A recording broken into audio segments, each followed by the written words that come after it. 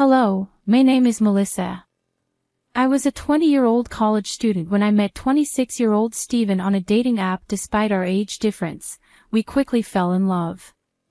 I have always believed that love is not confined by age or appearance, so the fact that Steven was older never bothered me. However, Steven was constantly troubled by our age gap, frequently questioning, "Why are you with me, Melissa? You could find someone your age who might be a better match." But I chose him because I loved him, and to me, age was merely a number. Steven's insecurities were deeply rooted, and he would often insist, "There must be other reasons, Melissa. It's not usual for someone like you to love someone like me. I wish you'd just tell me the real reason." I reassured him time and again that my feelings were sincere. I wasn't interested in dating someone my own age. I loved him, and that was what mattered to me. Despite my reassurances, Steven's doubts persisted, revealing deeper self-esteem issues that seemed to have kept him single before we met.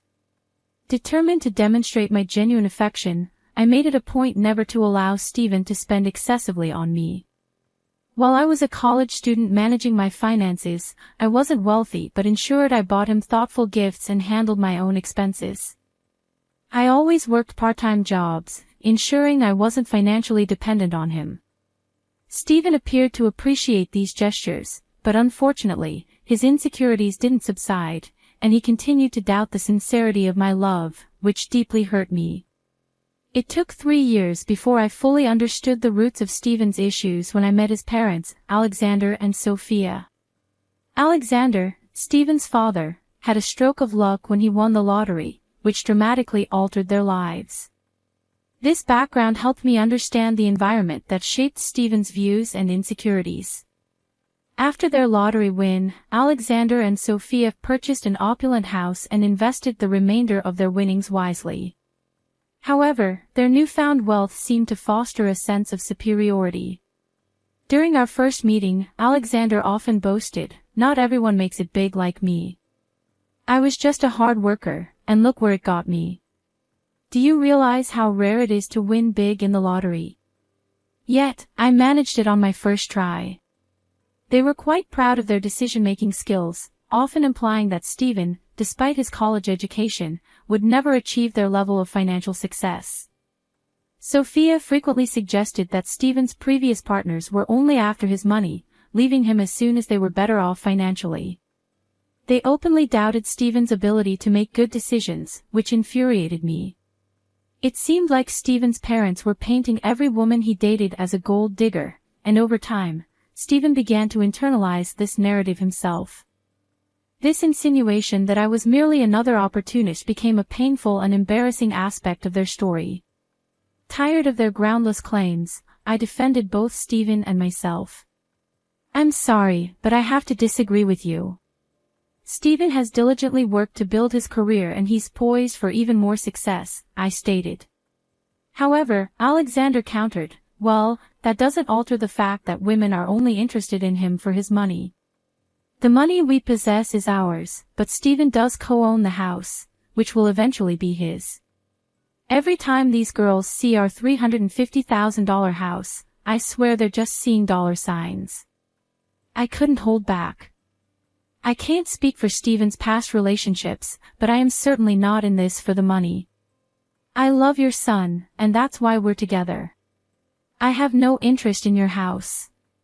Sophia then added, "Don't worry, Melissa. Sometimes it's hard to accept that people can be successful and live in nice houses. You live in a small rented apartment with roommates, you might start desiring it after spending time around our house too." Their remarks tested my patience to its limit, and I was close to losing my temper. Steven heard everything but chose not to respond or defend himself, instead steering the conversation in a different direction. His indifferent attitude on our way home surprised me. After a particularly tense visit with his parents, I felt it was essential to confront the issue directly with Steven. "Steven, your parents are being unfair and hurtful towards both of us. Why didn't you stand up for me?" Steven sighed, his frustration evident. "What did you expect me to say, Melissa? My past isn't exactly encouraging. I've been used before by people who only saw my parents' wealth, making plans for when they would inherit the house. Even if they were wrong before, that doesn't mean they're wrong about everything. I felt a pang of hurt. Even if those women were after your money, that doesn't mean I am. It hurt that you stayed silent while your family insulted me. Stephen looked conflicted. You know my family is wealthy now, and maybe they have a point. I'm not accusing you of having bad intentions, but I can see why it might look questionable to others. You don't have parents, and because of that, you might seem more reliant on my inheritance. His words were almost too much to bear. What you're suggesting is absurd, Stephen. I've never pressured you to spend on me. Not having an inheritance does not make me a gold digger. Stephen remained stubborn, unwilling to see my perspective. I love you, and that's what matters. Let's not argue about this anymore, he said, dismissing the need for further discussion. While some might have taken comfort in his declaration of love, I couldn't shake the feeling that he still harbored doubts about my intentions. I tried repeatedly to discuss it, even suggesting therapy to help him see things more clearly, but he refused, insisting there was nothing wrong. As time went on, I began distancing myself from his fans.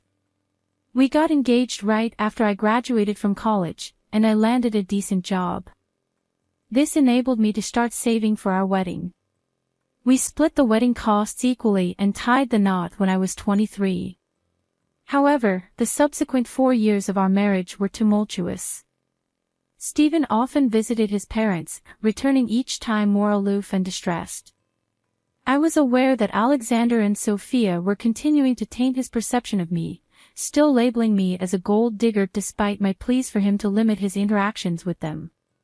Nonetheless, Stephen kept visiting them frequently, and their negative opinions started to deeply influence his perspective on our relationship, convincing him that no one could truly appreciate him for who he was.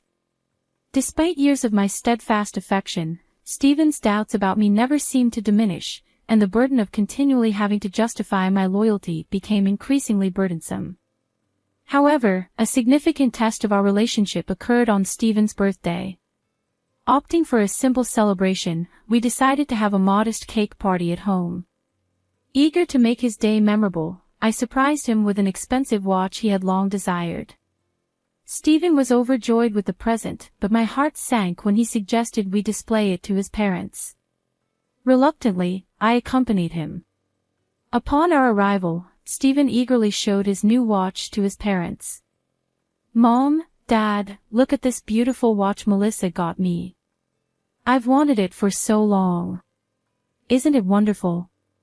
His excitement was evident. Sophia reacted with mild astonishment. "Oh Stephen, it seems she does care for you after all. We've been quite concerned." However, Alexander quickly retorted, "Don't be naive, old girl. She's a gold digger. She married our son because we own a $350,000 house. Let's not overlook the obvious." Unable to hold back my frustration, I protested, "Excuse me, why do you think I married your son?" "For your house. I've been employed and living in an apartment for years. Moreover, if age was a factor, why would I marry someone older unless it was for true love? I assure you, I didn't marry Stephen for his money or your property. I married him because I love him. Surely, Stephen can attest to that, right?" To my dismay, Stephen remained silent. His reluctance to defend me in front of his critical parents was deeply troubling. I felt increasingly alienated as he avoided eye contact, succumbing to their severe judgments. Pushed to my limit, I confronted him. "Stephen, why are you silent? Your parents constantly label me as a gold digger.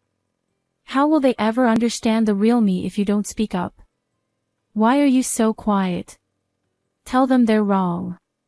Stephen's hesitation was evident. He muttered, I don't know what to say, Melissa. Maybe my parents aren't entirely wrong. There could be a chance." His words faded, but the implication was clear. This doubt, this inability to stand by me, was more than a mere misunderstanding. It was a profound rift in the foundation of our relationship, casting a shadow over our love and my position in his life. Stephen's birthday celebration, which quickly turned bitter, left me shocked by the accusations directed at me. "Are you serious right now?" "Stephen, you believe I married you for your wealth," his parents interjected, their doubts apparent. "Strangely, you've never considered buying a house, have you? For someone who rents, owning a home should be a top priority. You haven't even discussed it with him. Our home is beyond your budget. You could never afford something like this by yourself. So, marrying Stephen and settling here seems more reasonable." Stephen gazed at me with a blend of skepticism and bewilderment. "Yeah, Melissa, why would you marry me? You might have feelings for me, but I suspect there's more to it than just love." I was dumbfounded by their remarks. All the love and devotion I had for Stephen dissipated instantly. Both my in-laws and my husband regarded me as nothing more than a fortune hunter. While the skepticism from his parents was painful, it was Stephen's concurrence that cut the deepest. At that moment, I decided to end our marriage. I didn't disclose my decision immediately. Instead, I waited for the right moment. Once back at home, I contacted a lawyer and initiated the divorce proceedings. The lawyer reassured me that everything would be ready within a week. Meanwhile, I moved into a separate room to give myself some space. Stephen assumed I was just cooling off and had no idea about my plans. When the divorce papers were prepared, I packed my belongings and left. Stephen, clearly agitated, called me in a panic. I instructed him to meet me at a specific address and to bring his parents. Despite his bewilderment, he complied. As they arrived, I stood on the porch of an impressive house. Their faces registered shock as they took in the surroundings. "You must be wondering why I brought you here," I began, indicating the luxurious setting. "It's a magnificent house, isn't it? It's valued at about $3 million in today's market, quite pricey, right?" My dramatic choice of setting was meant to demonstrate that their accusations and suspicions were baseless. I was not the person they assumed I was, and I needed to clarify that in the most memorable way. "But it's worth every penny," I said, motioning towards the opulent interior of the house, which also featured furniture worth millions. "What is this place, Melissa? I don't understand why you have access to such a house," Stephen asked, puzzled. "Why don't you all come in so we can talk more comfortably?" "I can't explain everything standing here on the porch," I suggested, brushing off their astonishment as I led them inside. They followed, their eyes widening in awe at the lavish decor that greeted us. The owners had spared no expense in furnishing their home. As we settled into the plush sofas, I took a deep breath, ready to address the elephant in the room. "I've made a decision, and that's why we're here. I filed for divorce," I announced, handing over the papers. "We can proceed with an uncontested divorce if you agree." "What? I don't understand. Why are you filing for divorce?" Stephen's voice was a mix of confusion and concern. "It's simple," I said, my voice calm despite the whirlwind of emotions within me. "You and your parents believe I'm a gold digger. You think I married you for your house and your wealth, despite my assertions to the contrary.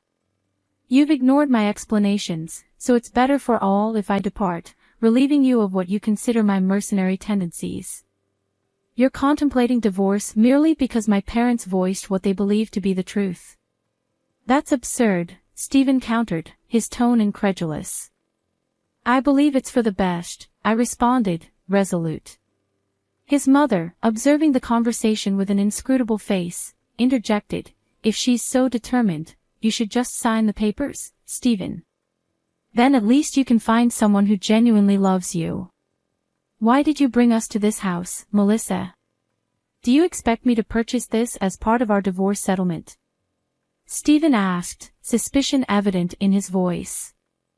"Why would I need you to buy this house, Stephen?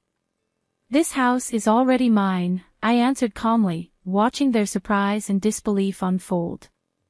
They looked at me as though I was jesting. How on earth can you afford a house like this? You're renting and your job isn't enough to cover something like this. Stop lying to us, Stephen's father demanded, his voice filled with skepticism. Their disbelief was palpable, but I was prepared to demonstrate my independence and financial capability.